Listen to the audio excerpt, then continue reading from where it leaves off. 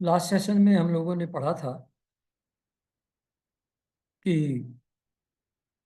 भृगु जी ने जब आहुति दी तो उसमें से विभु नाम के बहुत सारे देवता प्रकट हुए और उन्होंने मार मार करके जितने भी पार्षद थे अ, भगवान शंकर के उनको भगा दिया।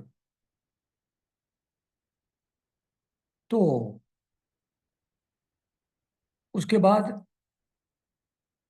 फिर हुआ था कि जब क्रोध आया भगवान शंकर को तो उससे वीरभद्र पैदा हुए और वीरभद्र जी ने उन लोगों को सबको देवताओं को हरा दिया। और नंदीश्वर जी ने शाप दिया दक्ष के फॉलोअर्स को, ब्राह्मणों को। और जो भृगु जी थे उन्होंने किसने कहा था? भूल गया कि शाप दिया इनको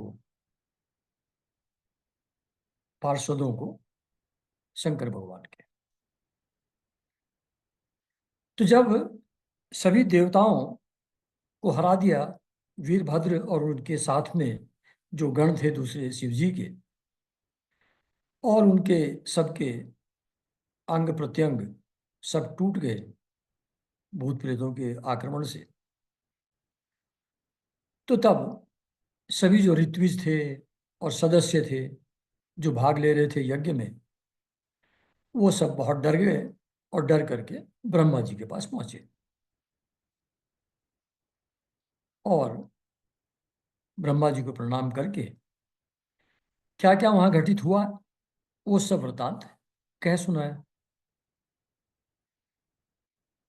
तो भगवान ब्रह्मा जी और भगवान नारायण विष्णु जी वो तो ये सब जानते ही थे कि ऐसा उत्पात वहां होने वाला है, और इसी कारण से वो दक्ष के यज्ञ में गए नहीं थे। तो अब देवताओं के मुख से जब उन्होंने ये सारी बातें सुनी तब उन्होंने कहा कि भाइयों, देवताओं, जो बहुत पावरफुल लोग हैं, तेजस्वी पुरुष हैं, उनसे अगर कोई गलत काम भी हो जाए, कोई दोष भी बन जाए, तो उसके बदले में भी अपराध करने वाले मनुष्य का भला नहीं हो सकता। तो समर्थ पुरुष से आप फाइट नहीं कर सकते हैं। You have to find out some other way. Tulsidas ji भी कहते हैं, समर्थ होना दोष गोसाई। जो समर्थ है उसको दोष नहीं होता, वो गलत भी अगर लगता हो सामाजिक दृष्टि से तो भी।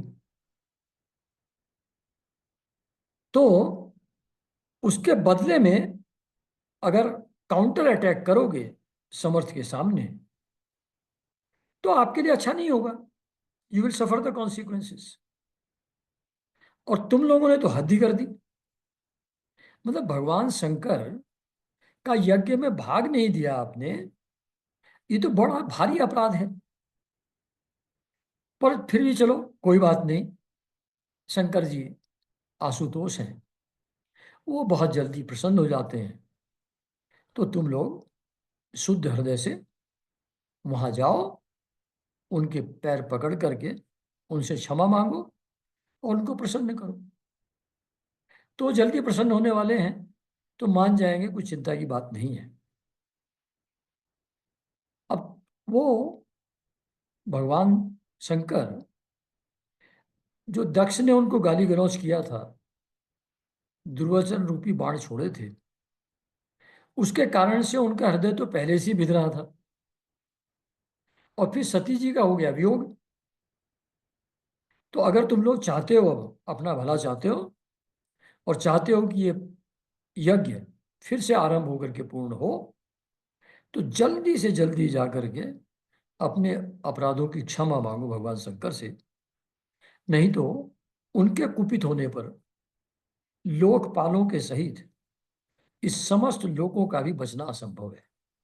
वो अगर नाराज हो गए तो सब कुछ समाप्त हो जाएगा। जो भगवान रुद्र हैं वो परम स्वतंत्र हैं। उनका तत्व और शक्ति, तत्व का मतलब उनका स्वरूप वास्तव में क्या है वो, ये, और उनकी शक्ति सामर्थ्य, इसको कोई भी ऋषि मुनि नहीं जानते, देवता लोग भी नहीं जानते, और इंद्र भी नहीं जानते। और उन लोगों की जिस्म की बात छोड़ो, ब्रह्मा जी कह रहे हैं मैं भी नहीं जानता उनके तत्व को और उनकी शक्ति को, तो फिर दूसरे लोगों की तो बात ही क्या है। ऐसी अवस्था में उनको शांत करने का उपाय कोई दूसरा नहीं कर सकता। उन्हीं के पैर पकड़ोगे, उन्हीं से माफी मांगोगे, उन्हीं को प्रसन्न करोगे, तो ही बच सकते हैं। जैसे शोले में कहते थे गब्बर कि तुमको गब्बर के ताव से एक ही आदमी बचा सकता है, स्वयं गब्बर, और कोई नहीं बचा सकता। तो ऐसे ही भगवान शिव के ताव से भी आप लोगों को कोई नहीं बचा सकता। उनको शांत करने का उपाय कोई और नहीं कर सकता। तो देवताओं से इस प्रकार देवताओं को समझा करके भैया चलो माफी वाफी मांगो, पैर अपना सर रगड़ो उनके पैरों पे, तब तुम लोगों का कुछ मान जाएंगे। वो तो सरल हृदय हैं शंकर भगवान। तो फिर वो ब्रह्मा जी उन देवताओं को, प्रजापतियों को और पितरों को साथ लेकर के अपने लोक से, ये अभी तो ये सब लोग ब्रह्मा जी के पास थे ना, तो ब्रह्मा जी के लोक से वहां से निकले और पर्वत श्रेष्ठ कैलाश पर गए, जो पहुंचे, जो भगवान शंकर का प्रिय धाम है। और वो जो कैलाश है उस पर जो औषधि के सेवन से, तप से, मंत्र से, योग आदि के द्वारा जो सिद्धि प्राप्त कर चुके हैं ऐसे ऋषि मुनि, और जो जन्म से ही सिद्ध देवता लोग हैं वो भी, मतलब कुछ लोग तो जन्म से ही सिद्ध देवता हैं, और कुछ ने औषधि, तप, मंत्र और योग के द्वारा सिद्धि प्राप्त की है। तो वो नित्य निवास करते हैं उस कैलाश के ऊपर, और वहां किन्नर, गंधर्व और अप्सरा आदि वो भी सदा उस कैलाश पर्वत पर बने रहते हैं। उसके मणिमय शिखर हैं, मणियों से जटित हैं। नाना प्रकार की धातुओं के कारण से वो शिखर रंग बिरंगे प्रतीत होते हैं।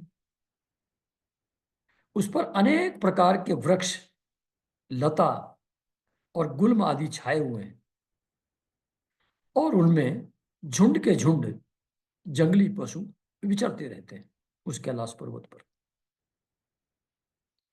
वहां निर्मल निर्मल जल के अनेकों झरने बहते हैं।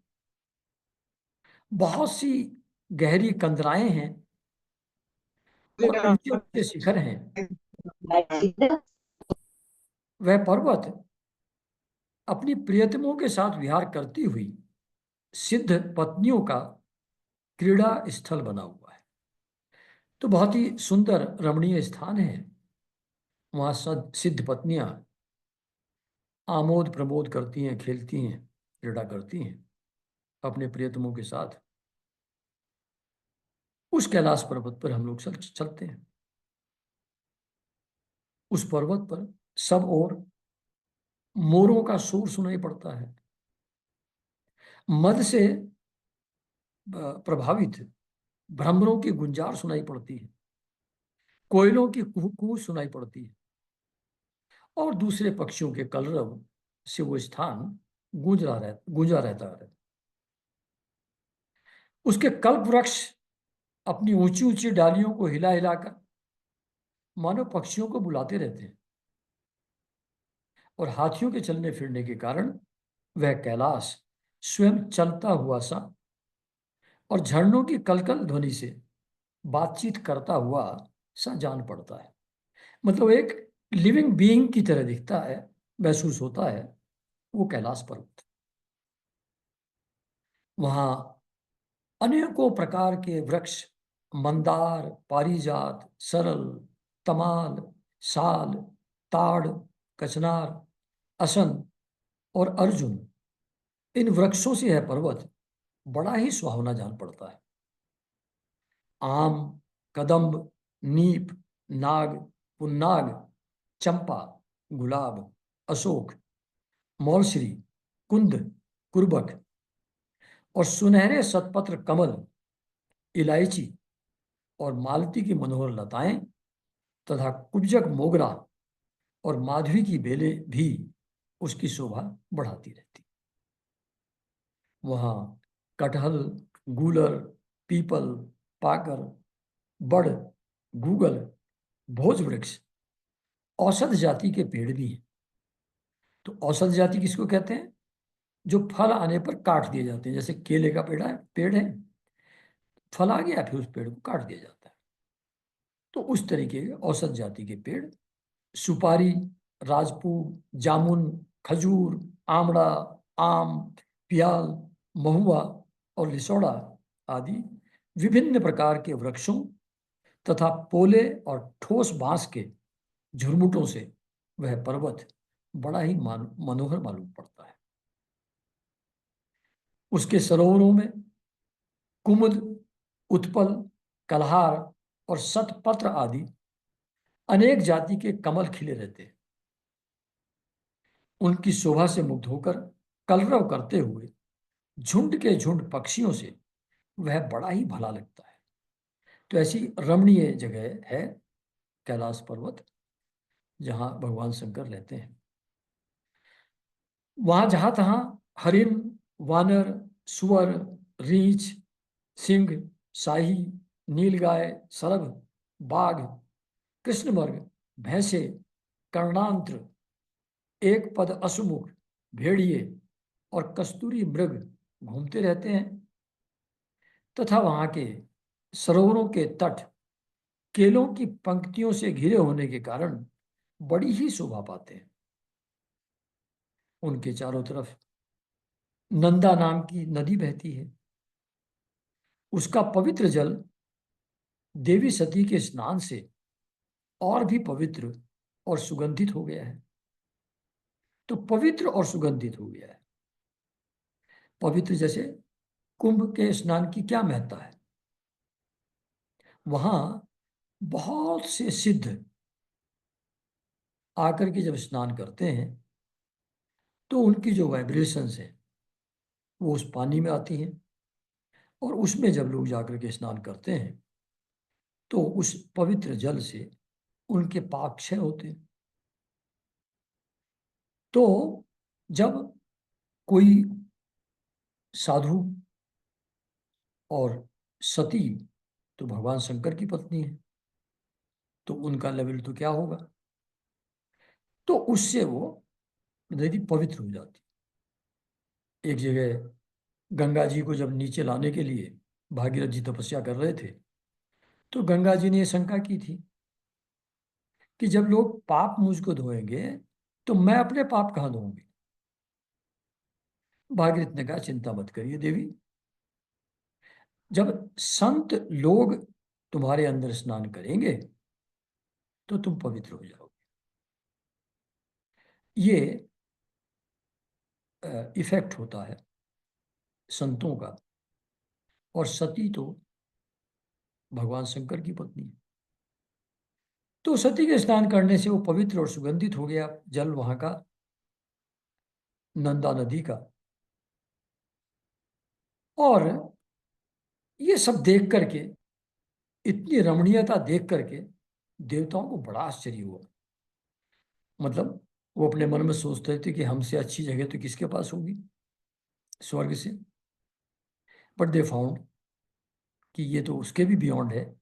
तो उनको बड़ा आश्चर्य हुआ। वहां रास्ते में जाते हुए उन्होंने एक अलका नाम की सुरम्य पुरी देखी, यानी कि एक शहर देखा अलका नाम का, और सौगंधिक वन देखा जिसमें सर्वत्र सुगंध फैलाने वाले सौगंधिक नाम के कमल खिले हुए थे। उस नगर के बाहर नंदा और अलकनंदा नाम की दो नदियां हैं। ये दोनों नदियां श्री हरि के चरण रज के स्पर्श से अत्यंत पवित्र हो गई। मतलब गंगा जी को तो कहते ही है ना कि उनका जब पाद प्रक्षालन ब्रह्मा जी ने किया अपने कमंडलू के जल से, उसी से गंगा नदी पैदा हुई। तो ये नंदा और अलकनंदा हैं, ये श्री हरि के चरण रज के सहयोग से बहुत पवित्र हो गई हैं। उन नदियों में रति विलास से थकी हुई देवांगनाएं अपने अपने निवास स्थान से आकर जल क्रीड़ा करती हैं और उसमें प्रवेश कर अपने प्रियतमों पर जल उलीचती है ना। तो रति विलास से थकी हुई देवांगनाएं वहां स्नान करके दे रिफ्रेश देमसेल्व्स। तो स्नान के समय उनका तुरंत का लगाया हुआ कुछ कुमकुम धुल जाने से, जो अपनी ब्रेस्ट के ऊपर कुमकुम लगाती हैं वो, उससे जल पीला हो जाता है जब नहाती हैं।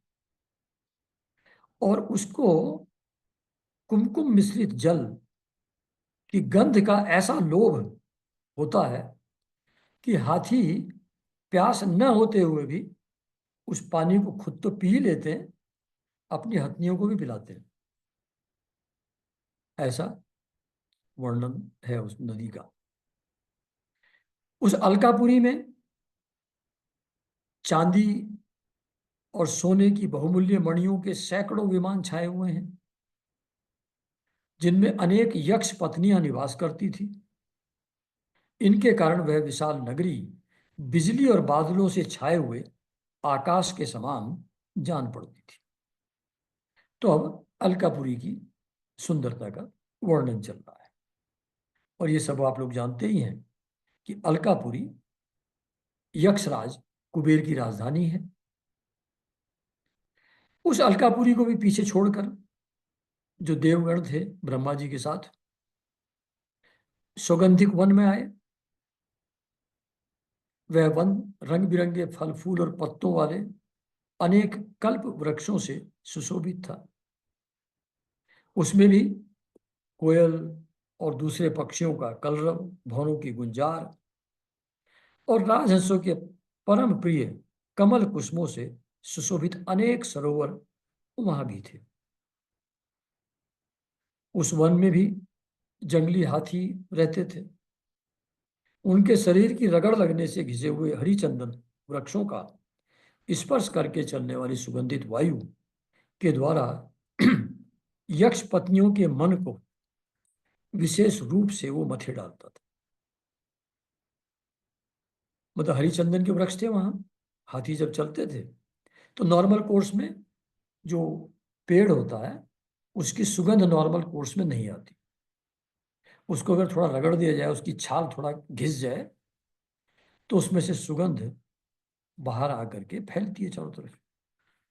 तो जंगली हाथियों के शरीर की रगड़ से वो हरिचंदन के वृक्षों की सुगंध बाहर आती थी और उससे वो बहुत एक्साइटिंग था यक्ष पत्नियों के लिए।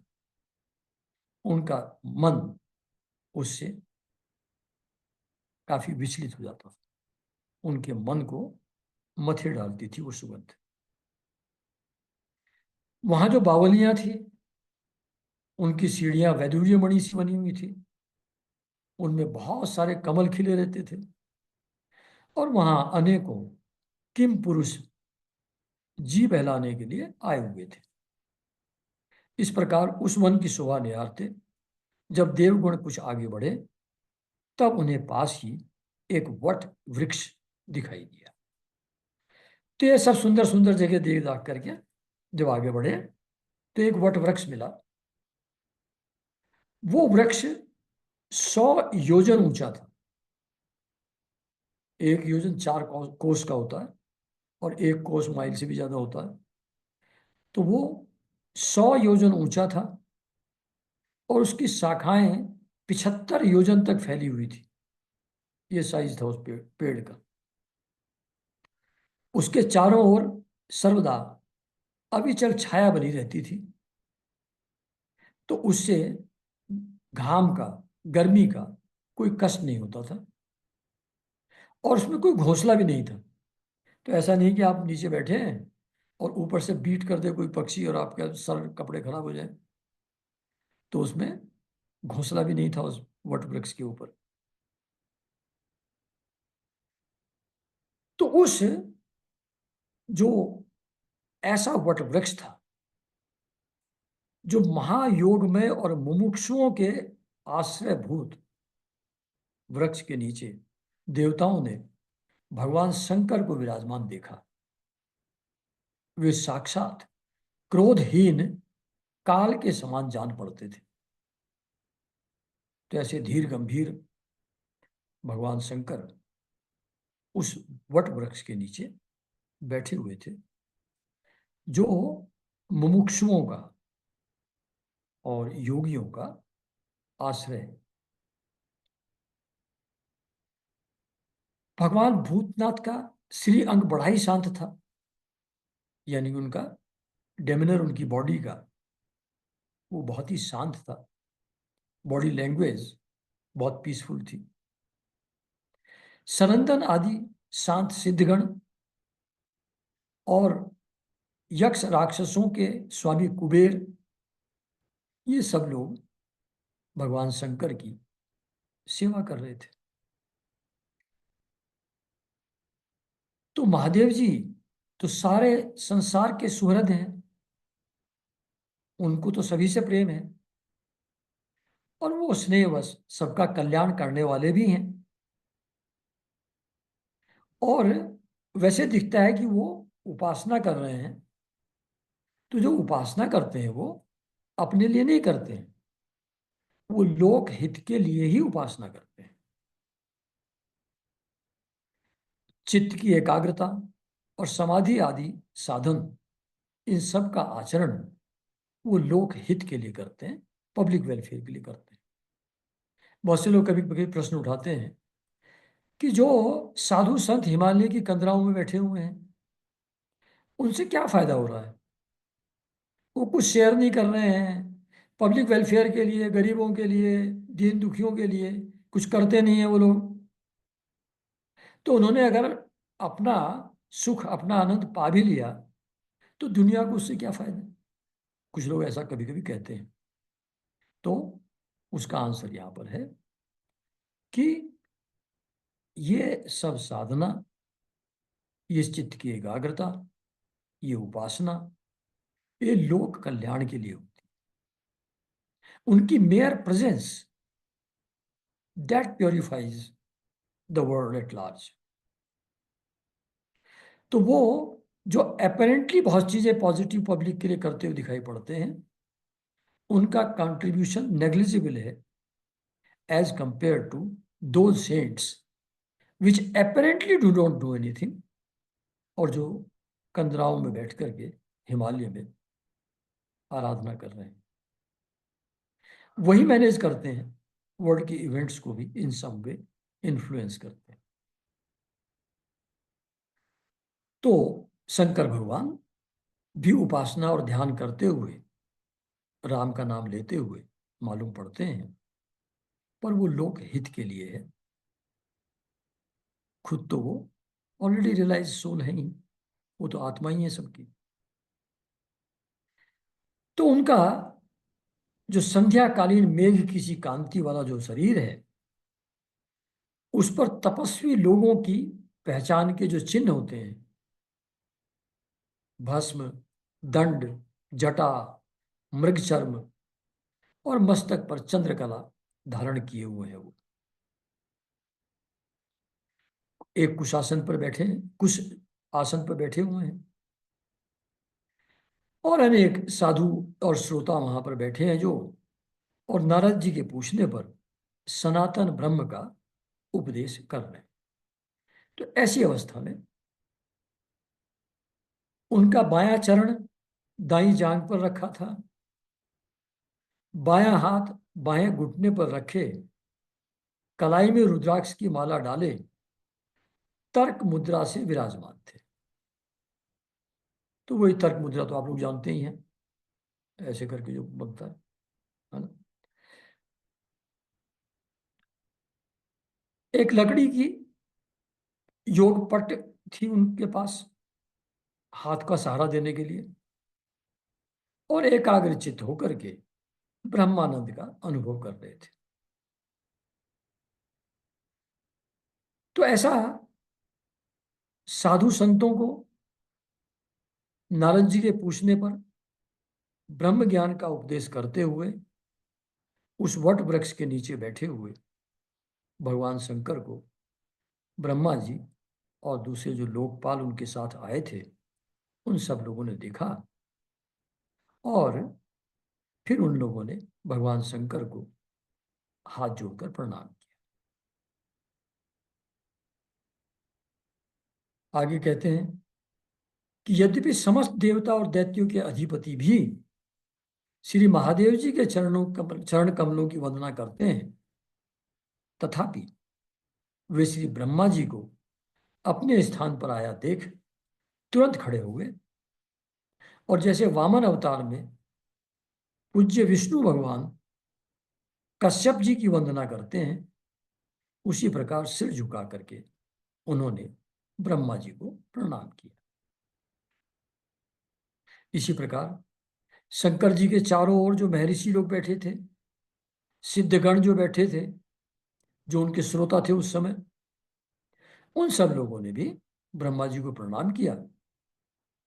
जब सब लोग नमस्कार कर चुके, तब जो चंद्रमौली भगवान हाथ जोड़ करके तब तक नमस्कार करने की मुद्रा में खड़े हुए थे ब्रह्मा जी के सामने, तब ब्रह्मा जी ने भगवान शिव से हंसते हुए कहा।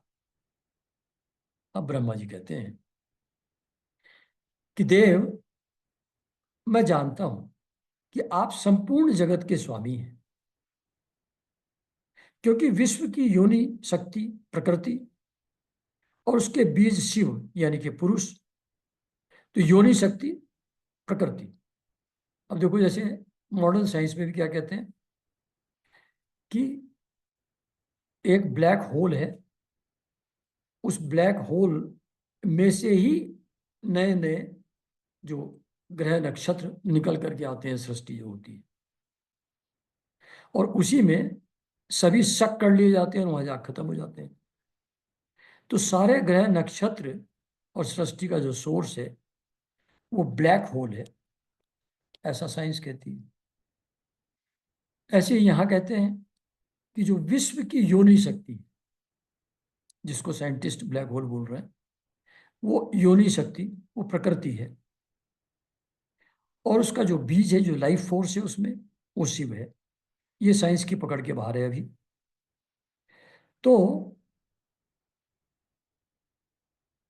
विश्व की योनि शक्ति और बीज शिव यानी कि प्रकृति और पुरुष से भी परे जो एक रस ब्रह्म है, वह आप ही हैं।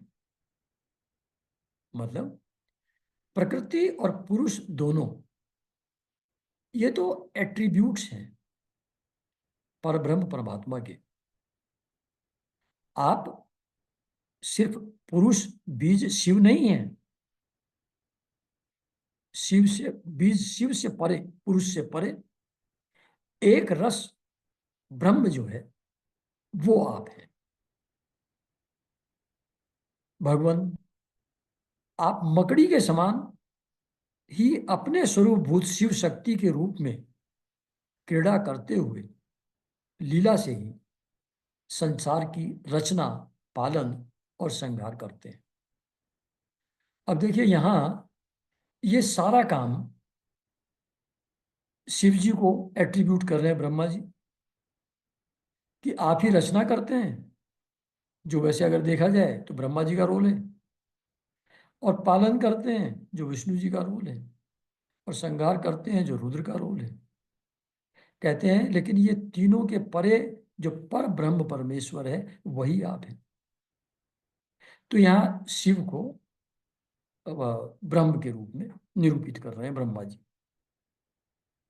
अलग अलग शास्त्रों में किसी में कृष्ण को निरूपित किया जाता है ऐसे ही, किसी में श्री विष्णु को किया जाता है, किसी में दुर्गा को किया जाता है। क्योंकि वो पर ब्रह्म तो एक ही है, और जो एक ही है वहां नाम इरिलेवेंट हो जाता है। और ये सब रूप जिनकी हम पूजा आराधना करते हैं, ये सब उसी का एक मैनिफेस्टेशन है, सगुण रूप है। हर एक के पीछे है तो वही परब्रह्म परमात्मा। इसलिए शिव के रूप में देखें तो उसके पीछे भी परब्रह्म परमात्मा वही है, ब्रह्मा के पीछे भी वही है, विष्णु के पीछे भी वही है, दुर्गा के पीछे भी वही है, एक ही है। इसलिए जब किसी का भी वर्णन किया जाता है, सुदर्शन चक्र का भी वर्णन करते हैं, तो उसमें भी ये लिखा रहता है कि आप संसार की रचना पालन और संहार करने वाले हैं। सूर्य देवता की उपासना करते हैं, वहां भी यही लिखा रहता है कि आप विश्व की रचना पालन और संहार करने वाले हैं। क्योंकि मूलभूत परम परमात्मा एक ही है, उसके जिस मैनिफेस्टेशन को आप मानते हैं उसी को परम के रूप में निरूपित कर दिया जाता है जी। तो इसमें कोई कॉन्फ्लिक्ट नहीं है, वो सब एक ही है। तो यहां कह रहे हैं कि मकड़ी जैसे अपने मुंह की जाला बनाती है और फिर उसको निगल जाती है, अपने से ही रचना करती है और अपने से ही खत्म कर लेती है, ऐसी आप भी संसार की रचना पालन और संहार अपने से ही कर लेते हैं। देयर इज नथिंग एल्स जिसकी आपको आवश्यकता हो विश्व की रचना पालन और संहार करने के लिए। आपने ही धर्म और अर्थ की प्राप्ति कराने वाले वेद की रक्षा के लिए दक्ष को निमित्त बनाकर यज्ञ को प्रकट किया हुआ। तो ये जो वेदों में सकाम साधना है, धर्म और अर्थ की प्राप्ति करने के लिए जो साधना है, और वेदों की रक्षा करने के लिए जो वेदों में व्यवस्था दी गई है यज्ञ के रूप में, तो उसको दक्ष को निमित्त बना करके आपने ही तो प्रकट किया है।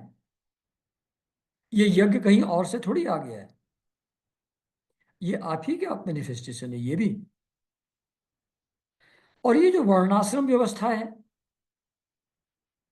ब्राह्मण क्षत्रिय वैश्य शूद्र, ये भी आप ही की बनाई हुई है।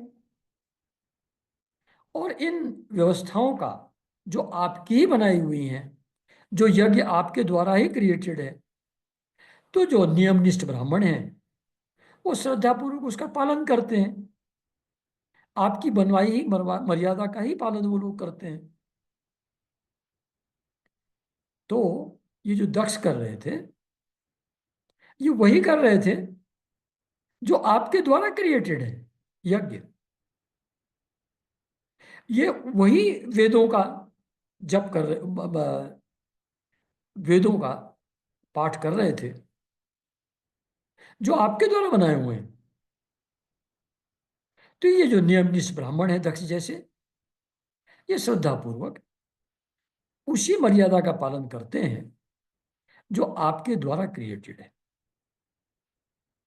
और आप तो मंगलमय हैं, और आप जो शुभ कर्म करते हैं उनको स्वर्ग लोक और मोक्ष तक प्रदान आप कर सकते हैं, आप करते हैं। और पाप कर्म करने वालों को आप घोर नरक में डाल देते हैं। पर फिर भी कभी कभी ऐसा कैसे हो जाता है कि कर्म ऐसे पॉजिटिव कर रहा है कोई, और उसका फल उल्टा कैसे मिल जाता है किसी को, जैसे दक्ष जी को मिल गया अभी। तो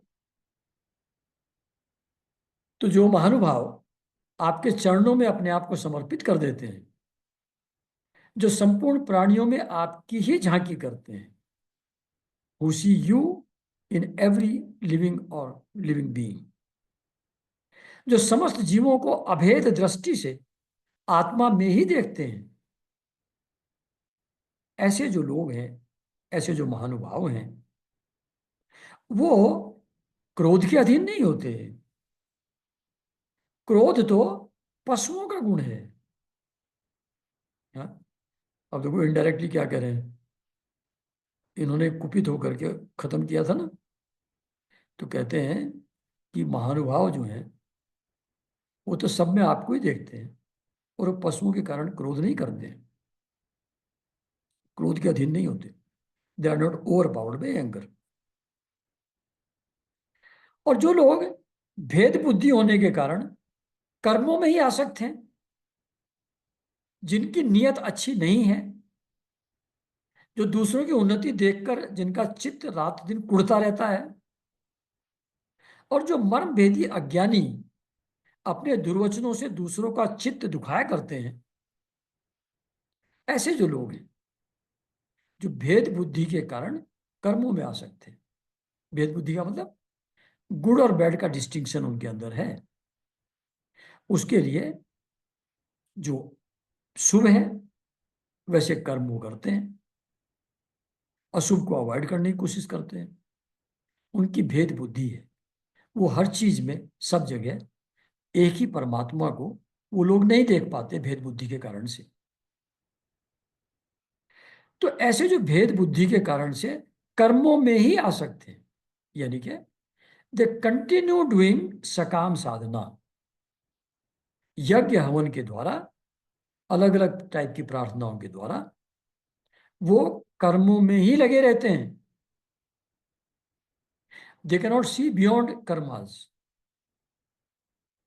वो शुभ कर्म करके स्वर्ग आदि पाने की इच्छा, या इस जन्म में ही अपनी जो सर्कमस्टेंसेस हैं उनको पॉजिटिवली इन्फ्लुएंस करना चाहते हैं। इन सब चीजों को पाने के लिए इस लोक में और परलोक में अपने लिए भोग्य चीजें प्राप्त करने के लिए जो कर्मों में ही लगे रहते हैं, कर्मों में आसक्त हैं, ऐसे लोग, और जिनकी नीयत अच्छी नहीं है, जो दूसरे की उन्नति देख करके कुढ़ते हैं, और जो मर्म भेदी अज्ञानी दुर्वचनों से दूसरों का चित्त दुखाया करते हैं, उल्टा सीधा बोलते हैं लोग दूसरों को, आप जैसे महापुरुष के लिए उन्हें भी मारना उचित नहीं है। क्योंकि वो बेचारे तो पहले ही विधाता के मारे हुए हैं, वो तो वैसे ही अनफॉर्चुनेट है बेचारे। तो आप उनके ऊपर क्रोध न करें, वो आपके लिए उचित नहीं है उनको मारना। वो तो ऑलरेडी विधाता के ही मारे हुए हैं, वो तो ऑलरेडी निगेटिव चीजों में लग करके अपना लोक परलोक सब कुछ खुद ही बिगाड़े चले जा रहे हैं। तो आप उन पर क्रोध न करें, उनके लिए निगेटिव ना सोचें। ब्रह्मा जी कह रहे हैं शंकर भगवान को, तो देव देव भगवान कमल नाभ की प्रबल माया से मोहित हो जाने के कारण यदि किसी पुरुष की कभी किसी स्थान में भेद बुद्धि होती है, तो भी साधु पुरुष अपने दुख कातर स्वभाव के कारण उस पर कृपा ही करते हैं। तो जो पापी भी हैं, जिनके अंदर भेद बुद्धि है, जो दूसरों का अहित करते हैं, उन पर भी साधु पुरुष, वो तो सभी का भला चाहते हैं, वो तो दूसरे के दुख को दूर करना चाहते हैं। उनके लिए अपना पराया कोई नहीं है, उनके लिए पापी पुण्यवान कोई नहीं है। तो साधु पुरुष तो इर्रेस्पेक्टिव ऑफ एवरीथिंग सब पर कृपा ही करते हैं, और देववश जो हो जाता है वे उसे रोकने का प्रयत्न नहीं करते। ये जो सृष्टि है ये तो त्रिगुणात्मक माया का खेल है, ये अपने आप अनफोल्ड होती रहती है। तो देववश, प्रारब्धवश जो कुछ हो जाता है, साधु पुरुष उसको रोकने का प्रयत्न नहीं करते। मतलब साधु गुरु प्रारब्ध में इंटरफियर नहीं करते। प्रारब्धवश जिसके जीवन में जो होना है उसको होने देते हैं, उसको चेंज करने का प्रयास नहीं करते, तो फिर फायदा क्या है साधु संत का, गुरु का? उनका रोल ये है, वे हमको इस चीज के लिए एम्पावर करते हैं कि हम उस चीज को उसी रूप में स्वीकार कर पाए, स्वीकार करके उससे विचलित ना हो, डिस्टर्ब ना हो, दुखी ना हो, उसके प्रति स्वीकार भाव हमारे अंदर आ जाए। इंटेलेक्चुअली समझने से नहीं आता। तो साधु पुरुष हमको इनेबल करते हैं to bear the circumstances which we face. वो प्रारब्ध को बदलने की चेष्टा नहीं करते, देववश जो हो जाता है उसे रोकने का प्रयत्न नहीं करते, है ना। तो ये सब वो चल रहा है कि भाई सती जी देववश वहां गई, अपमान हुआ, योगाग्नि में जल गई। तो ये सब चीजें होती रहती हैं, प्रकृति का खेल है।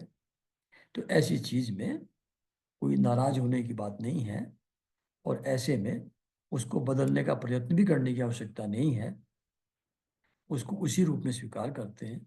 और जो उसके निमित्त हैं उनको दंड नहीं देते, क्योंकि साधु पुरुष तो सभी के लिए संभाव रख करके सभी का हित ही चाहते हैं। ऐसा सब ब्रह्मा जी भगवान को कह रहे हैं, शंकर को, प्रभु आप सर्वज्ञ हैं, परम पुरुष भगवान की दुस्तर माया ने आपकी बुद्धि का स्पर्श भी नहीं किया है। मतलब जो यहां लिखा नहीं है सब, ये दक्ष जैसे जो लोग हैं ये तो भगवान की माया में बंधे हुए हैं, उसके कारण से इनके अंदर भेद बुद्धि बनी हुई है। लेकिन आपके साथ तो ऐसा नहीं है, आपकी बुद्धि का स्पर्श तो भगवान की माया ने नहीं किया है। अतः जिनका चित्त उसके वशीभूत होकर के, यानी कि भगवान की माया के वशीभूत होकर के कर्म मार्ग में आसक्त हो रहा है, जो पूजा पाठ कर्म यज्ञ हवन में ही लगा हुआ है अपने लोक और परलोक को सुधारने के लिए, ऐसे जो भेद बुद्धि वाले लोग हैं, जो माया के प्रभाव से ढके हुए हैं, अगर उनसे कोई गलती हो जाए, उनसे कोई अपराध भी बन जाए, तो भी आपको तो उनके ऊपर भी कृपा ही करनी चाहिए। भगवान आप सबके मूल हैं, you are the root of everything, सब आप ही से उपजा है, आप ही संपूर्ण यज्ञों को पूर्ण कराने वाले हैं, यज्ञ का भाग पाने का भी आपको पूरा अधिकार है। फिर भी ये जो दक्ष हैं, इनके बुद्धिहीन याजकों ने आपको यज्ञ का भाग नहीं दिया, और इसी कारण ये यज्ञ आपके द्वारा ध्वस्त कर दिया गया, विध्वस्त हो गया। तो अब आप ही इस अपूर्ण यज्ञ का पुनरुद्धार करिए, इसको फिर से ये सफल हो, पूर्ण हो, ऐसी कृपा आप ही करें। और कुछ और रिक्वेस्ट है मेरी, ब्रह्मा जी कहते हैं दक्ष जी से, आई एम सॉरी शंकर भगवान से, कि प्रभु ऐसा कीजिए कि ये यजमान दक्ष हैं ये फिर जी उठे। उनका सर तो योगा उसमें हवन कुंड में डाल दिया था ना, तो जल करके उनका सर तो खत्म हो गया, सिर्फ धड़ बचा हुआ है, बाकी बॉडी बची हुई है। तो ये दक्ष फिर जी उठे और भग देवता की आंखें निकाल दी थी वीरभद्र जी ने, उनको नेत्र मिल जाए, भृगु जी की दाढ़ी मूछ फिर से आ जाए, नोच ली थी जो, और पूषा जो दांत देखा कि हंस रहे थे, जिनके दांत निकाल लिए गए थे, उनके दांत फिर से निकल आए। ऐसी कृपा कीजिए आप। और जो वीरभद्र जी और उनके साथ जो आपके गण आए हुए थे, उनके अस्त्रों शस्त्रों और पत्थरों की बौछार से जिन जिन देवताओं के और ऋत्विजों के हाथ पैर टूट गए हैं, अंग प्रत्यंग घायल हो गए हैं, तो आप ऐसी कृपा कीजिए कि वो सब लोग ठीक हो जाएं फिर से। और यज्ञ संपूर्ण होने पर जो भी कुछ शेष रहेगा वह सब आपका ही भाग होगा। यह व्यवस्था आज से की जाती है। तो हे यज्ञ विध्वंसक, आज यह यज्ञ आपके ही भाग से पूर्ण हो, है ना। तो ये इतनी सारी रिक्वेस्ट ब्रह्मा जी देवताओं की तरफ से शंकर भगवान से करते हैं। तो ये था चैप्टर 6। चैप्टर 7 का थोड़ा शुरू कर देते हैं। तो अब दक्ष का यज्ञ की पूर्ति कैसे हुई, इसका जिक्र है नेक्स्ट सेशन में 4-7। तो मैत्रेय जी ये विदुर जी को कहानी सुना रहे हैं जो आप लोग सुन रहे हैं अभी। तो ब्रह्मा जी के इस प्रकार प्रार्थना करने पर भगवान शंकर ने प्रसन्नता पूर्वक हंसते हुए कहा, जो कहा वो आप लोग मुझसे सुनिए। ऐसा मैत्रेय जी कह रहे हैं विदुर जी को। तो महादेव जी कहते हैं कि हे प्रजापति, भगवान ब्रह्मा को, भगवान की माया से मोहित हुए दक्ष जैसे नासमझों के अपराध की न तो मैं चर्चा करता हूं और न याद ही करता हूं। मैंने तो केवल उनको सावधान करने के लिए थोड़ा सा दंड दे दिया था। अब ये दक्ष प्रजापति का सर तो गया जल, इसलिए इनको बकरे का सिर लगा दिया जाए। तो वहां आप लोगों ने पहले सुना होगा ना, नंदीश्वर ने शाप दिया था उनको, दक्ष को, कि तुम्हारा चेहरा जो है वो बकरे जैसा हो जाए। तो यहाँ आकर के वो फुलफिल हो रहा है जो शाप था जो नंदीश्वर ने दिया था, नंदी ने। तो दक्ष प्रजापति का सिर जल गया है, उनको बकरे का सिर लगा दिया जाए। और भग देवता वो देख तो नहीं पाएंगे अब, वो मित्र देवता के नेत्रों से अपना यज्ञ भाग देखें। और पूषा जो है वो पिसा हुआ अन्न खाने वाले हैं, तो यजमान के दांतों से ग्रहण करें अपना भाग। और अन्य सभी जितने देवता हैं उनके अंग प्रत्यंग सब स्वस्थ हो जाए, क्योंकि उन्होंने यज्ञ से बचे हुए पदार्थों को मेरा भाग निश्चित किया है, रेस्टोर कर दिया गया है मेरा भाग यज्ञों में, इसलिए वो सब लोग ठीक हो जाए। अध्वर्यु आदि याज्ञिकों, अध्वर्यु मैंने बताया था आप लोगों को, जो यजुर्वेद के मंत्र पढ़ते हैं उनको अध्वर्यु कहते हैं। जो ऋग्वेद के मंत्र पढ़ते हैं ब्राह्मण उनको होता कहते हैं। और जो अथर्ववेद के पढ़ते हैं उनको ब्रह्मा कहते हैं। और जो सामवेद के मंत्र का उच्चारण करते हैं उनको उद्गाता कहते हैं। तो ये जो होता, उद्गाता, अधर्वयु और ब्रह्मा, ये 4 टाइप के ऋत्विज होते हैं, यानी कि ब्राह्मण होते हैं, जो अलग अलग टाइप के मंत्र बोलते हैं यज्ञ के दौरान। तो जो अधर्वयु आदि याज्ञिक हैं, इनकी भुजाएं टूट गई हैं। वे अश्वनी कुमार की भुजाओं से, जिनके हाथ नष्ट हो गए हैं, हाँ, जिनके हाथ नष्ट हो गए वो अश्विनी कुमार की भुजाओं से, और पूषा के हाथों से वो काम करें, और भृगु जी की बकरे की सी दाढ़ी मूछ उगाए। तो वो पार्टली उन्होंने एक्सेप्ट कर लिया सब चीजें, पर डायरेक्टली उनको देने के बजाय दूसरे के माध्यम से वो अपना काम चलाएं, ऐसी व्यवस्था भगवान शंकर ने कर दी। तो वत्स विदुर, तब भगवान शंकर के वचन सुनकर सब लोग प्रसन्न चित्त से धन्य धन्य कहने लगे। फिर सभी देवता और ऋषियों ने महादेव जी से दक्ष की यज्ञशाला में पधारने की प्रार्थना की, और उन्हें और ब्रह्मा जी को साथ लेकर वहां गए। तो देवता और ऋषि लोग जो हैं महादेव जी को रिक्वेस्ट करिए आप भी चलिए यज्ञशाला में, और ब्रह्मा जी को लेकर के वहां पहुंचे। वहां जैसा जैसा भगवान शंकर ने कहा था उसी प्रकार सब प्रकार के कार्य करके उन्होंने दक्ष के धड़ से यज्ञ पशु बकरे का सिर जोड़ दिया। सिर जुड़ जाने पर रुद्रदेव की दृष्टि पड़ते ही दक्ष तत्काल सोकर जागने के समान जी उठे और अपने सामने भगवान शिव को देखा। सिर जुड़ जाने पर रुद्रदेव की दृष्टि पड़ते ही दक्ष तत्काल सोकर जागने के समान जी उठे और अपने सामने भगवान शिव को देखा।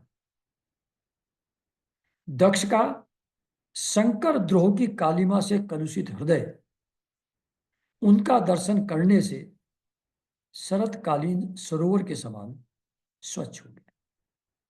जैसे कहते हैं कि तीर्थ स्थान तो जीवन पर्यंत वहां जाते रहिए, विजिट करते रहिए, स्नान करते रहिए, धीरे धीरे करके पाप क्षय होते हैं उससे। लेकिन संतों की तो एक दृष्टि से, दृष्टिपात से ही क्षण भर में पाप समाप्त हो जाते हैं, ध्वस्त हो जाते हैं।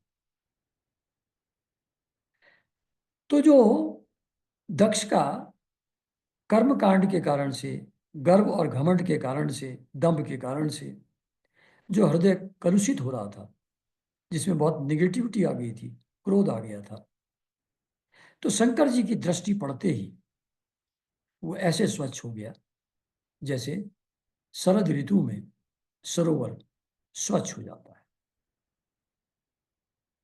मतलब बरसात में गंदा रहता है ना, मिट्टी मिट्टी बहती रहती है उसमें, जैसी सर्दियां आती हैं स्वच्छ हो जाता है जल, तो वैसे ही स्वच्छ हो गया। तो उन्होंने महादेव जी की स्तुति करनी चाहिए दक्ष जी ने, किंतु अपनी मरी हुई बेटी सती का स्मरण होने से स्नेह और उत्कंठा के कारण उनके नेत्रों में आंसू भर आए, उनके मुख से शब्द न निकल सका। पहले तो उसको रोक भी नहीं रहे थे वो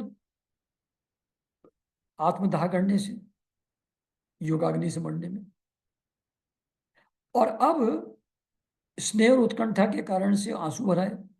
ये डिफरेंस क्या हुआ? वही जो उनका कलुषित हृदय था, जिसमें क्रोध और द्वेष भरा हुआ था, वो शंकर भगवान की दृष्टि पड़ने से स्वच्छ हो गया।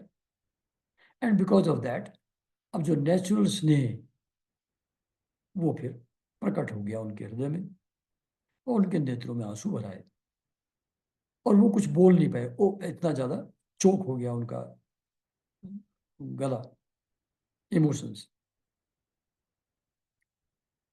प्रेम से विह्वल हो गए बहुत ज्यादा।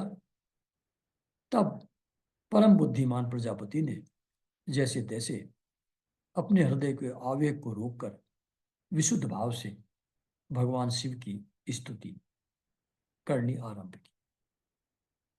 तो आज यहीं इसको समाप्त कर देते हैं, और आगे दक्ष जी ने क्या स्तुति की वो अगले सेशन में हम लोग पढ़ेंगे, सुनेंगे। नमस्कार एवरीवन।